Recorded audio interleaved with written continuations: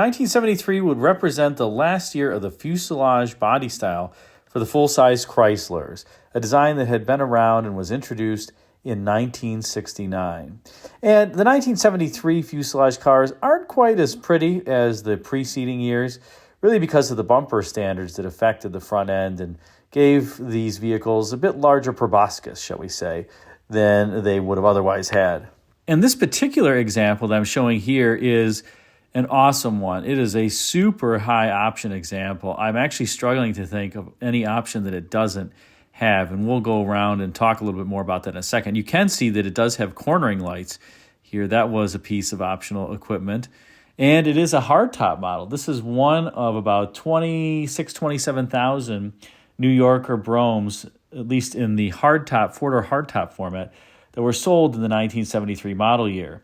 And the amazing thing about these New Yorker Broughams is the price point. The base price on this car was $5,492. And just to put that in context, that's more than a top-of-the-line Oldsmobile 98 Regency.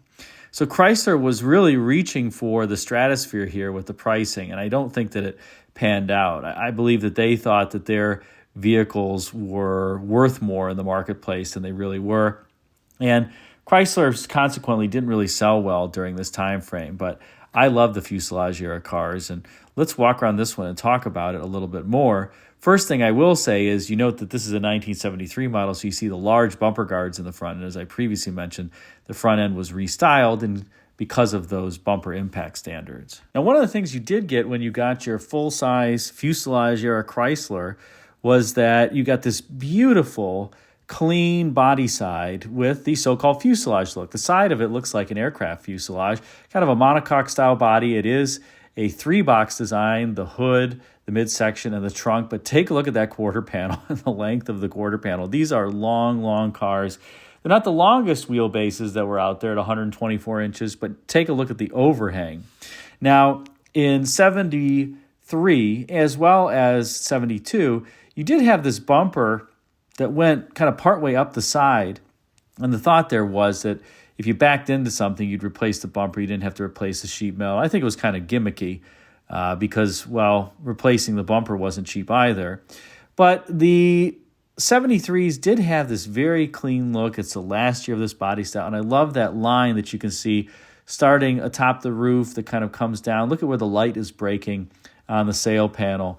And it just flows beautifully into the deck lid. Such an elegant style, as well as that diving lower trim piece that keeps going all the way to the rear of the car, just drawing your eye across the car and showcasing its length. Because a huge car like this, you want to make look longer.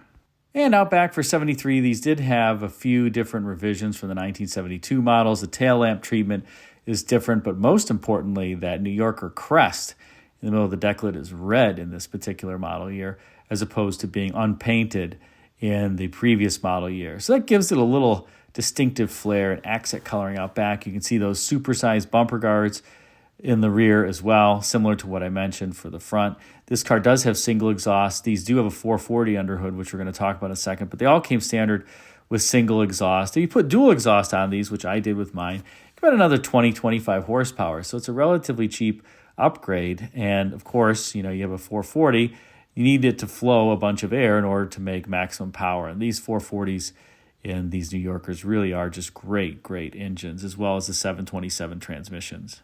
And before we move to the pictures of the interior, which I think are the coolest on this New Yorker Brougham, we'll take one last look at the exterior and that beautiful single line, almost this unbroken line that goes from the front of the vehicle all the way back. It does have a little kick up at the rear door, but again, just accentuating the length of the overall vehicle and certainly gives it this sense of, let's just say, expensive nature to the car because it's so long. These cars, in addition to being long, are also quite high. They sat relatively high compared to General Motors and Ford vehicles of the era. And so when you walk up to them, they look even more imposing because they're visually large.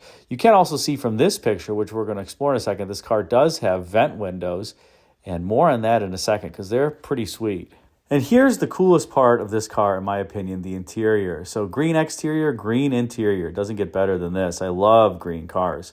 You got the split bench with the dual armrests in this particular vehicle. And like I said, it's hard for me to think of an option this car doesn't have. Maybe the dictaphone, which I believe was a dealer-installed option. I guess I should say factory-installed options. I can't think of one. But take a look at the door panel on the passenger side here. And this is a very special vehicle because not only does it have power windows, it has power vent windows too. Notice the two switches on the door panel. The uppermost one would be for the power vent windows, and I believe General Motors was the one that actually made the vent window motors for Chrysler during this time frame. So sorry, Mopar fans. They also made the tilt steering wheel columns, which this car also has. This has a tilt telescoping wheel with a rim blow steering wheel. And you can tell this car also has power locks. If you look at the very tippy top of the door panel near the lock plunger, you'll see this little trim piece that says electric lock. We're going to take a look at that in a second.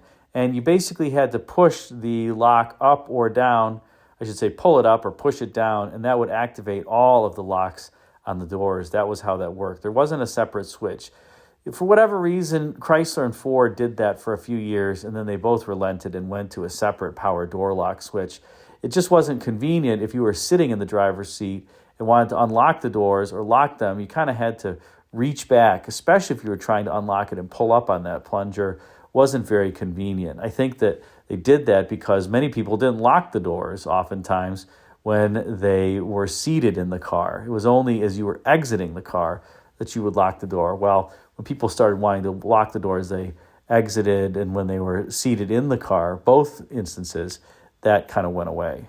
Now let's turn to a close-up of the instrument panel because I already mentioned this car is the optional tilt telescoping wheel. It does have Twilight Sentinel there. You can see on the lights it says Sentinel. You could rotate that and that would change the delay when you turn the car off, how long the headlamps would stay on. It does have Chrysler's standard 3-speed wipers. That came standard in all Chryslers. A trip odometer. It has an AM, FM, 8-track radio, all three in it, and that's factory original to this car. The blower-style rear defogger, you can see the switch there on the right side of the IP. It also has the Auto Temp 2 automatic climate control system, again optional, and the chronometer that you see there, the digital clock. So this car is loaded, and I think it even has cruise control too. So you got basically everything in this vehicle that you could have on your Chrysler for 1973. And I think it's kind of a cheap-looking instrument panel, but you know what? It's not bad. And you did get some gauges. You did get a alternator charging, discharging gauge in addition to the fuel gauge, but no temperature gauge on these, unfortunately. You'd have to get an Imperial if you wanted that in the full-sizers. And here's a close-up of the right side of the instrument panel. Notice that AM, FM, 8-track radio. Many automakers during this time, for whatever reason, just offered AM 8-track or AM FM. You couldn't get all three. Chrysler, you could get all three, and there was that separate slot for the tape as opposed to it being a tape that you would insert in the face of the radio itself. As I said, you can see the blower-style rear defogger switch there, the Auto Temp 2 setup that Chrysler made not only for itself but ended up selling to Mercedes. It's basically run by a box under the hood. Then you see a switch up top for a map light. You pull that back towards yourself and a map light would come on. And then the power antenna switch is to the right of that you would raise and lower the power antenna. That funky little, let's say, round dial to the left of the Auto Temp 2 setup is the speaker fader between the front and the back. So again, super high option vehicle with a lot of content on it. And just one pullback here of the instrument panel. You can see there it says New Yorker Brougham on the passenger side under the glove box. If you got a New Yorker, just say New Yorker, of course. And the glove box door on these is interestingly grained metal. It's not plastic. There is plastic. The upper part of the IP is plastic, but the graining on the door matches that, and they grained the metal. Kind of an interesting process. I can see now, by the way, this car does indeed have cruise control. So huge, massive car. This particular one, very highly optioned as well. Here, by the way, is the little trim piece that I was mentioning on the top of the door panel. This is on the driver's side. You can see it says electric lock and then a down arrow. So again, you would actuate the electric locks by pushing down on the lock plunger or pulling up on it. That would lock and unlock all doors. An okay setup, but again, one that would go away in relatively short order. And here is a picture of the driver's door panel. I wanted to show this because in addition to that electric lock, you have the 2 window switches up top for the vent windows. Then you have the 4 switches at the bottom that operate all the other regular windows. So lots of power goodies in this particular vehicle. Notice the puddle light, by the way, on the bottom of the door, something that was not on the standard New Yorkers. Now here you see on the passenger side, somebody wanted their passengers to ride in comfort too because they got the 6-way power passenger seat and the seat recliner. That's that little lever on the upper portion of the seat. So again, just super, super high optioned 73 New Yorker Brougham. And now we'll have fun by going under hood. And we have the standard engine in the New Yorker Brougham, as well as the New Yorker, which was Chrysler's 440 cubic inch V8. They made 215 horsepower in this year, so not a heck of a ton of horsepower, but tons of torque. These cars drive like they're very powerful, and the engines and the transmissions are really without fault in terms of the mechanicals of them. Unfortunately, some of the electronic components, like that electronic ignition box that you see there on the firewall near the hood hinge, that proves somewhat troublesome, as well as the ballast resistors on these. And so people had, let's say, some ignition problems, despite the fact that their 440 was a great car. The spark plugs, even during this time frame that Chrysler employed as standard equipment, were not great. The first thing I do whenever I buy a low-mileage Chrysler, that often they still have the original plugs, is put in AC Delco regular copper plugs, and the cars run like a charm. They start in any weather. They have no issues whatsoever. Chryslers were notorious back in the day for being hard starting in the cold and rainy weather. A lot of that was due to the spark plugs that they employed at the time. Now, interestingly, I did mention that this car has the AutoTemp 2 setup, but I don't see the AutoTemp 2 box under hood. And it makes me wonder if somebody has modified this particular vehicle. I see some zip ties over there on the passenger side in terms of that brace. They're attached to that brace. So something's going on where that box isn't here. I'm not quite sure. The air conditioning componentry is all there still, and I'm assuming the heater is. Not quite sure what someone has done in this particular case. Those AutoTemp 2 boxes can be rebuilt, but they are kind of expensive, about $500-600 to get them rebuilt. You can also see the big Chrysler AirTemp 2-piston V-twin air conditioning compressor there in the center of the engine, and the cruise control servo that's on the driver's side. That kind of conical thing with the cable coming out of it, that's the cruise control box in effect. And these cars were great in demolition derbies. The radiator is set way far back from the grille. You had these big, strong bumpers. These cars are unibody despite their length. They're extremely long unibody cars. They do have large, beefy subframes. So they're not kind of like the unibodies today. These things are almost framed vehicles. They just don't have the frame in the midsection of the car. But they are heavy duty, let's say. Except some of these had some front end troubles during the time. So if you get one of these, make sure your front end doesn't have any clunks. You might be replacing some ball joints or at least some torsion bar rubber bushings. These do have a torsion bar front suspension, leaf spring rear suspension. They are not a pillowy ride. They're a relatively firm ride, especially for the time, but they do handle very well consequently.